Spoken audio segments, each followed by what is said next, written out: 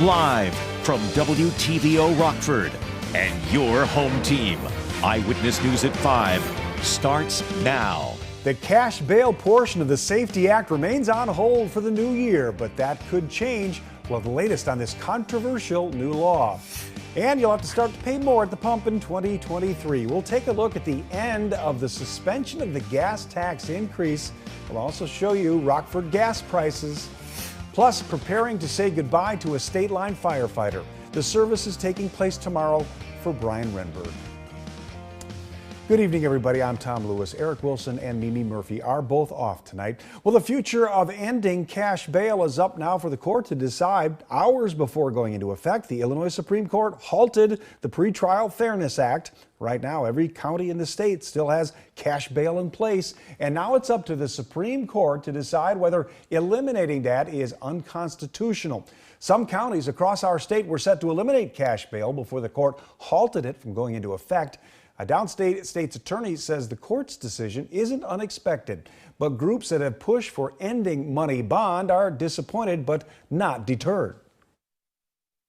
Obviously, we're disappointed to see the law implementation get delayed, but we really remain pretty confident that the Supreme Court will overrule the Kankakee decision and find the law constitutional. We can't have two different criminal justice systems happening across the state. So it's a good decision that they've basically pumped the brakes. Final ruling on the state's plan to abolish cash bail is likely months away. Well, several new Illinois laws that deal with sex offenses have officially gone into act in the new year. Two of them impact what could play out in the courtroom for cases involving children or disabled survivors. A person accused of offering compensation for sex must now be the one who proves they were unaware of their survivor's age or disability status, instead of the state having to prove that. Another law could help strengthen cases for survivors who are voluntarily intoxicated. Accused offenders can now be charged for sexual assault without being the person to cause that survivor to be under the influence. A third law restricts convicted child sex offenders. They're no longer allowed to work at more facilities where minors are present. That includes carnivals, fairs, or amusement facilities. There are also more mandatory reporters who are required to report child abuse or neglect. Those will now include physical therapists and athletic trainers. For more details on these new laws, head to our website, mystateline.com. We're going to be paying more taxes at the gas pump this year. The state did lift the suspension on the gas tax increase. It was set to take effect on July 1st of last year, but was paused due to rising gas prices. Before, drivers paid 39 cents a gallon. Now that's gone up to 42 cents. Speaking of paying more at the pump, the price of gas in Rockford soared this past week, going up almost 28 cents a gallon. The average price is now $3.34. According to Gas Buddy, the cheapest station in Rockford selling gas now for $2.79 a gallon, while the most expensive station is selling gas for $3.69. Experts say the increase in price at the pump was thanks to the extremely cold weather that led to many refinery issues, shutting down over 1 million barrels of refining capacity, pushing wholesale prices up. Lee County sheriffs arrest a woman after they were tipped off about illegal drug sales. 43-year-old Renee Myers was arrested on Saturday. She was charged with possession of a controlled substance with intent to deliver. It comes after an investigation from police. Myers posted bond and was released with a court date. The investigation, that's still ongoing. Residents are reminded to call the Lee County Sheriff's Office or Crime Stoppers if they see anything suspicious. We now know the name of the man who was hit and killed in rural Freeport last week. Members of the band Backhand Betrayal have identified him as 22-year-old Cody Newman. Newman was the lead singer of that band. He was struck just before 3 Friday afternoon. Deputies were called to the area of Business 20 West and West Lily Creek Road. Newman was found dead. Investigators say the female driver who allegedly hit him stopped about a mile down the road. No word yet if she'll face charges. Well, family, friends, and fellow first responders prepare to say goodbye to a fallen firefighter. Memorial services for Brian Renberg are planned for tomorrow at the Indoor Sports Center in Loves Park. Visitation will begin at 10 a.m. A uniformed walkthrough will be held at 12:30. Funeral services will follow at 1. A procession will depart from the Sports Center to Fitzgerald Funeral Home in Rockford That is where his final call will be dispatched. Renberg died on Christmas Day. We're told the 50-year-old died in the line of duty. According to North Park Fire Chief Joel Hallstrom, he died shortly after returning home and from his shift and responding to calls. Renberg served as a firefighter and engineer. He'd been with North Park since 2008. He previously worked with Cherry Valley Fire and Lifeline Ambulance. Well, the Mega Millions jackpot just keeps on growing for this brand new year of 2023. Nobody picked all the numbers in Friday night's drawing, so the jackpot now up to $785 million. That's the fourth largest jackpot in the game's history. The last time someone hit all 6 numbers was way back on October 14th, when 2 winners split a $502 million prize. While it's fun to dream, the odds of winning are about 1 in 302 million. The next drawing is set for tomorrow night. Looking ahead now to the big game of the new year, you can surprise your loved one during the halftime of the Super Bowl over on Fox 39. Eyewitness News has teamed up with Frank Jewelers for the Super Proposal Contest. The winner gets to propose to their significant other during one of the halftime commercials. They'll also get $1,500 towards an engagement ring. To enter, head to mystateline.com or scan the flow code you see on your screen. The contest runs through January 13th. Well, here's some further confirmation that water is very good for you. National Institutes of Health released a new study today outlining the benefits of staying hydrated. It includes a significantly lower risk of developing chronic diseases, a lower risk of dying early, and lower risk of being biologically older than your chronological age. Researchers say about half of the people worldwide don't meet recommendations for total daily water intake. The National Academy of Medicine recommends 91 ounces for women, 125 ounces for men. That includes fluids you get from water-rich foods. Well, thousands of faithful line up outside the Vatican today to pay their final respects to Pope Benedict. Coming up, we take a look at the preparations for his funeral later this week. Cloudy day today. Is the shower going to be coming? We have snow in the forecast. Let's check in with Jordan. Yeah, we have a whole bunch of everything. We have some heavy rain coming in tonight after we reached the 40s earlier today. And then we do have some snow on the back end of that system. I'll be timing all of that out for you coming up in just a few minutes. You're watching Eyewitness News, your home team with Eric Wilson, Mimi Murphy, Scott Lever, and meteorologist Jordan Wolf.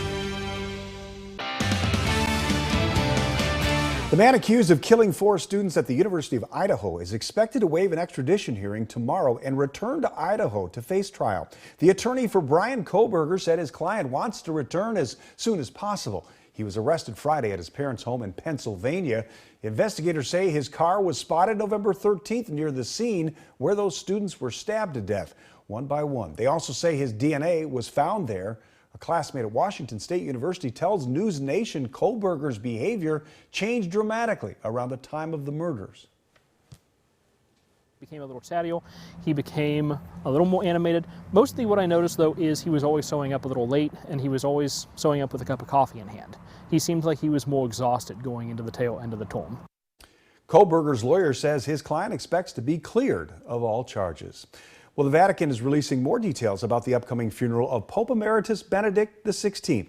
We're learning the funeral will happen overnight Thursday, and the 95-year-old will be buried immediately afterwards in a crypt where more than 90 popes have been laid to rest.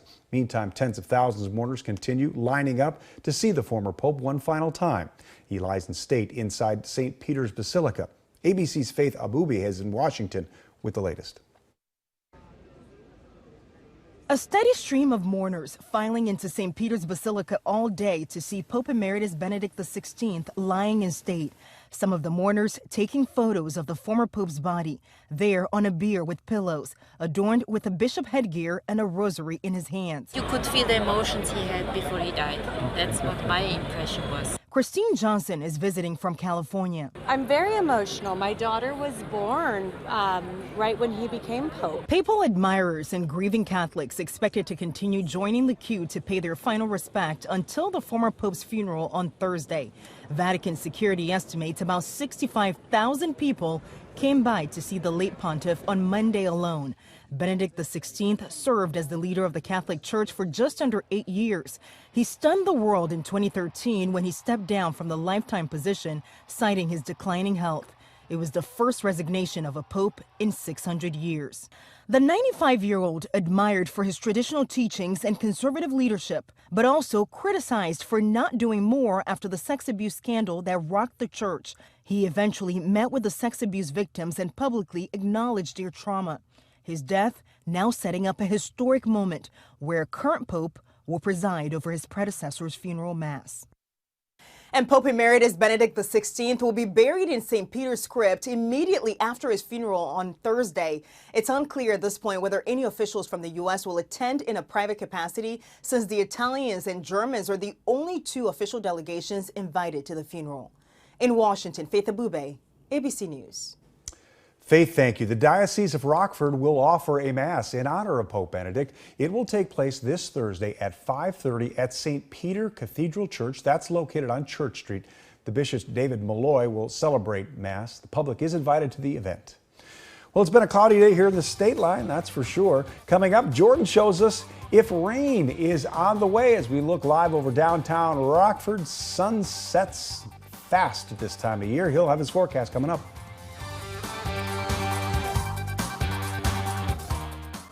Now, your first warn weather forecast from meteorologist Jordan Wolf. Well, temperatures have remained a little bit on the cooler side today. We did make it up into the low 40s for a lot of us.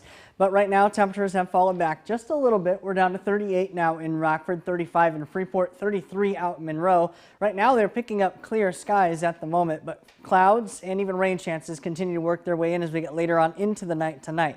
A live look outside our SkyTrack camera back in downtown Rockford. That's brought to us by Window World, where the sun has now set.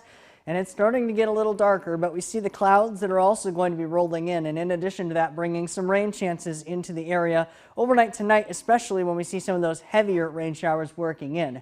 Nothing falling across the state line just yet, but we see starting to work its way in further out to the west. That's where the rain is going to be working its way in from. And in addition, that system also bringing some heavier snowfall across parts of the northern plains and severe weather a little bit further down across the deep south. We're going to be stuck in the middle, so we're going to be seeing some of that heavier rainfall working in, especially overnight tonight.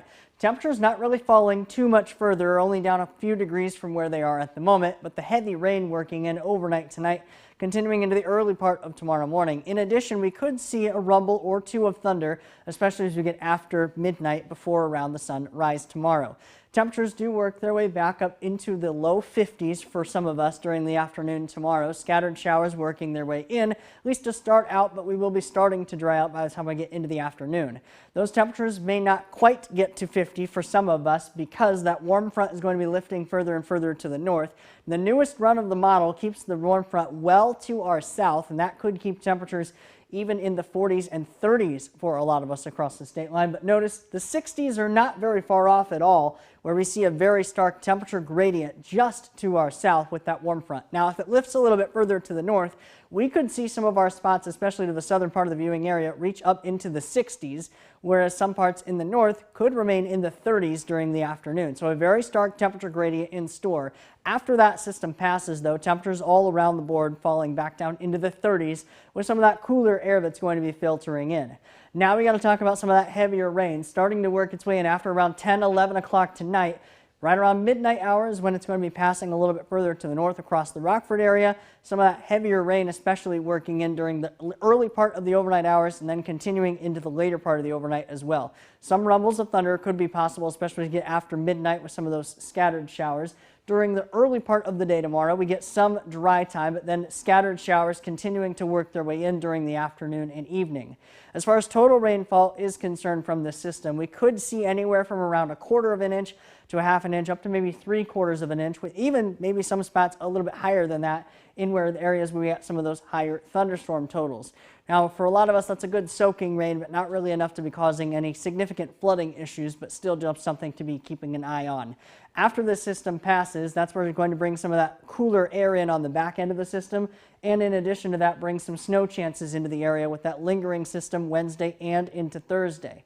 That's where we could see some very light accumulations with the snowfall, but something we'll definitely be watching as far as we get into the middle of the week. We're still seeing temperatures, though, getting close to that 50-degree mark during the day tomorrow. 30s for the next few days afterward with the chance for some snow with the cooler air. The 30s stick with us for quite a while, and then another slight chance for some snow once again on Saturday. All right, thank you so much, Jordan. Reagan Holgate is in next with sports. It was a battle between the Big Ten and the SEC today in Tampa. Highlights from that bowl game are coming up. Now sports with Reagan Holgate. It's official. The Packers will close out Week 18 with the Lions in primetime. This game has been flexed into the Sunday night time slot as the regular season finale. It's win and the Packers grab the wild card spot, but the Lions do have a chance. If both Green Bay and Seattle lose, then the Detroit claims the spot. And the Fighting Illini had a date with the Mississippi State Bulldogs this morning in Tampa to open the new year, their first bowl appearance since 2019. This was Mississippi State's first game since the passing of Mike Leach. He's been honored throughout the bowl season, but no more than today. The Bulldogs also took an intentional delay of game penalty at the start of the game to honor their beloved coach. And kudos to this Illinois defense for their key takeaways. Will Rogers threw 2 interceptions in the first half. Illinois would convert on the second takeaway with Tommy DeVito here on the keeper. But Mississippi State just had something or someone on their side. Here's the touchdown from Justin Robinson to tie the game at 10. And in classic Mike Leach fashion, a field goal decides this one. The Bulldogs will come away with it. Mississippi State wins the ReliaQuest Bowl 19-10 in honor of Mike Leach. Not the ending Illinois was looking for, but there's still a lot for the Illini to be proud of this season.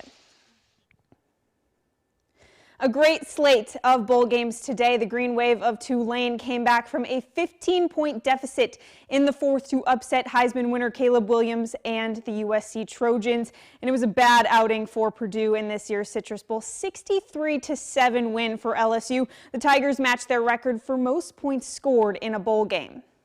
Penn State and Utah clash in the Mac Daddy of them all. The Nittany Lions currently lead by a score in this year's Rose Bowl. Today marks the start of a pretty grueling stretch for the Bulls, and it will commence in Cleveland for round 2 with the Cavs. This is the kind of slate that could reverse the winning ways we've seen as of late from this team. They've won 5 of their last 7, but offensive boards have been a struggle all season, and you can't expect to win when you lose that battle. Same goes for three-point shooting. In their last outing with the Cavs, Cleveland scored 18 more points behind the arc.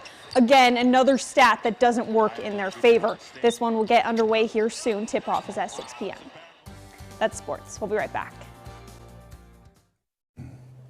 Jordan says rain tonight. We say good night and thank you for joining us.